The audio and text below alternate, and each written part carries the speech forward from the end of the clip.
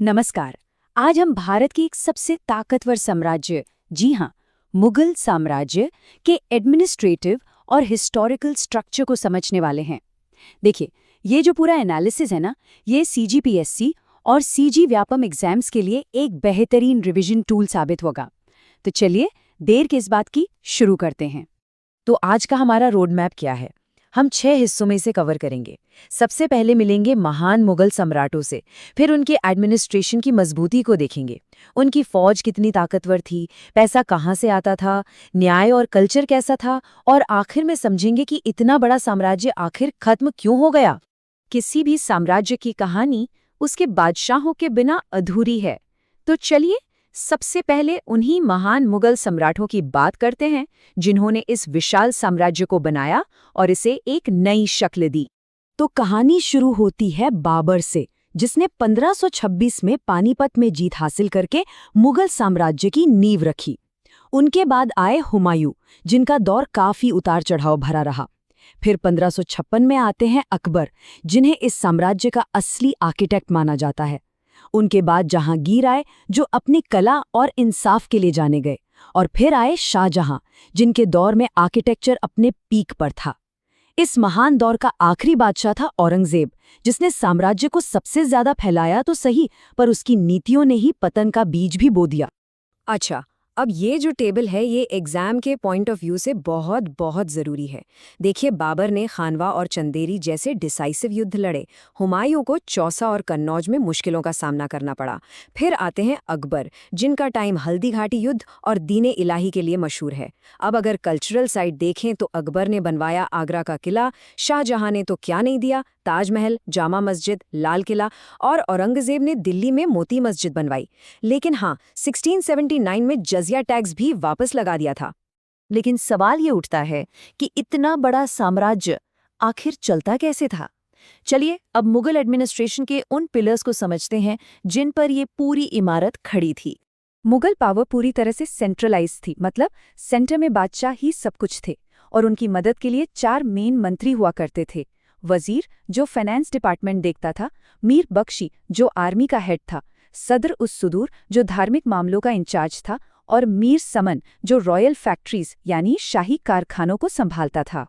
ये central power नीचे तक कैसे पहुंचती थी? तो इसका एक साफ सुथरा स्ट्रक्चर था। पूरे साम्राज्य को सूबों यानी प्रोविंसेस में बांटा गया था।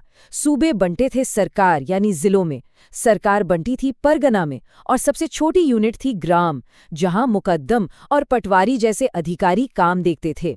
एग्जाम्स के लिए इन अफसरों के रोल समझना बहुत इंपॉर्टेंट है। शहरों में लॉ एंड ऑर्डर के लिए कोतवाल होते थे और जिलों में फौजदार। रेवेन्यू का सारा रिकॉर्ड कानून गो के पास रहता था। औरंगजेब ने इस्लामिक कोड ऑफ कंडक्ट लागू करने के लिए मुहत्सिब को अपॉइंट किया। और हाँ, सबसे खास था वाकया नवीस, जो एक तरह का जासूस था और हर खबर सीधे बादशाह तक पहुंचाता था। किसी भी साम्राज्य को फैलाने और उसे कंट्रोल में रखने के लिए उसकी मिलिट्री पावर सबसे जरूरी होती है। तो चलिए, अब मुगल वॉर मशीन के स्ट्रक्चर को समझते हैं। मुगल सेना के 4 मेन हिस्से थे। सबसे जरूरी थी घुड़सवार सेना यानी कैवलरी, जो आर्मी की रीढ़ की हड्डी मानी जाती थी। फिर था तोपखाना यानी आर्टिलरी, जिसे बाबर ने इंडिया में पहली बार इतने असरदार तरीके से इस्तेमाल किया, और यही उसकी जीत की बड़ी वजह भी बना। पैदल सेना यानी इन्फेंट्री में तलवारबाज और बंदूकची होते थे। और एक नौसेना भी थी, पर उसका काम ज्यादातर नदियों की रखवाली और सामान ढोने का था। मुगल आर्मी की असली बुनियाद थी मनसबदारी सिस्टम, जिसे अकबर ने शुरू किया था। ये एक, आप कह सकते हैं, बहुत ही यूनिक सिस्टम था, जो सिविल और मिलिट्री दोनों ऑफिसर्स की रैंक तय करता था। इसमें 2 टर्म्स हैं, जात और सवार। अब इसको ध्यान से समझिए। जात से तय होती थी ऑफिसर की पर्सनल रैंक और उसकी सैलरी, और सवार से पता चलता था कि उसे अपने अंडर कितने घुड़सवार मेंटेन करने हैं। ये जो फर्क है ना जात और सवार के बीच, इसको समझना बहुत जरूरी है। अब देखिए, एक इतनी बड़ी हुकूमत और एक इतनी बड़ी फौज चलाने के लिए पैसा तो चाहिए ही। तो सवाल ये है कि मुगलों के खजाने में पैसा आता कहाँ से था? रेवेन्यू का सबसे बड़ा सोर्स था लैंड रेवेन्यू, और इसके लिए राजा टोडरमल का बनाया दहसाला या जब्ती सिस्टम इस्तेमाल होता था। ये 3 सिंपल स्टेप्स में काम करता था। पहला, पैमाइश यानी जमीन को नापना। दूसरा, आकलन, मतलब पिछले 10 साल की पैदावार के एवरेज पर टैक्स तय करना। और तीसरा, संग्रहण, मतलब टैक्स को कैश या अनाज के रूप में इकट्ठा करना। टैक्स का रेट इस बात पर डिपेंड करता था कि जमीन कितनी उपजाऊ है, इसलिए जमीन को 4 कैटेगरीज में बांटा गया था। पोलेज, जो सबसे अच्छी जमीन थी। परौती, जिसे उपजाऊ बनाने के लिए कुछ टाइम खाली छोड़ना पड़ता था। चाचर, जो 3-4 साल खाली रहती थी। और बंजर, जो सबसे कम उपजाऊ जमीन होती थी। व्यापार और लेन देन के लिए एक स्टैंडर्ड करेंसी सिस्टम था। रोजमर्रा की खरीदारी के लिए कॉपर का दाम चलता था। उससे ऊपर था सिल्वर का रुपया, जिसे शेरशाह सूरी ने शुरू किया था, और ये मुगलों का मेन सिक्का बन गया। और बड़े बड़े सौदों के लिए गोल्ड की मोहर का इस्तेमाल होता था। एक मजबूत इकोनॉमी तो थी ही, पर एक स्टेबल एम्पायर के लिए एक अच्छा जस्टिस सिस्टम और एक रिच कल्चर भी बहुत ज़रूरी होता है। तो अब देखते हैं कि मुगलों के दौर में इंसाफ और कल्चरल विरासत कैसी थी। इंसाफ का सबसे बड़ा सोर्स तो खुद बादशाह ही था।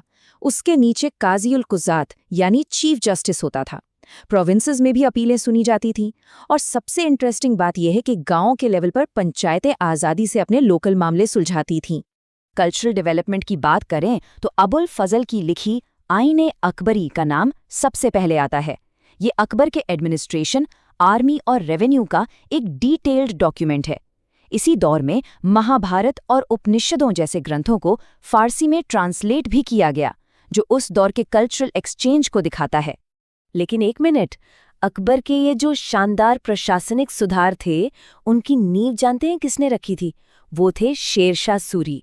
ये याद रखना बहुत ज़रूरी है कि शेरशाह के कई सुधारों को ही अकबर ने आगे बढ़ाया था, जैसे किसानों के लिए पट्टा और कबूलियत का सिस्टम, ग्रैंड ट्रंक रोड का निर्माण और स्टैंडर्ड सिल्वर कॉइन रुपया जारी करना। हर साम्राज्य का एक सूरज उगता है और एक दिन ढल भी जाता है। अब हम इस विश्लेषण के आखिरी हिस्से पर हैं, जहां हम उन वजूहों को जानेंगे जिनके कारण इतना ताकतवर मुगल साम्राज्य बिखर गया। मुगल साम्राज्य के पतन के पीछे 4 बड़ी वजहें थीं और ये सब एक दूसरे से जुड़ी हुई थीं। सबसे पहले, औरंगजेब की दक्कन में लंबी लड़ाइयों और कुछ गलत नीतियों ने शाही खजाना खाली कर दिया। इससे पैदा हुआ जागीरदारी संकट, यानी मनसबदारों को देने के लिए जमीनें ही कम पड़ गईं। इसका सीधा असर किसानों पर पड़ा, जिससे कृषि संकट खड़ा हो गया और विद्रोह शुरू हो गए। और आखिर में औरंगजेब के बाद कोई भी कमजोर उत्तराधिकारी इस बिखरते साम्राज्य को संभाल ही नहीं पाया।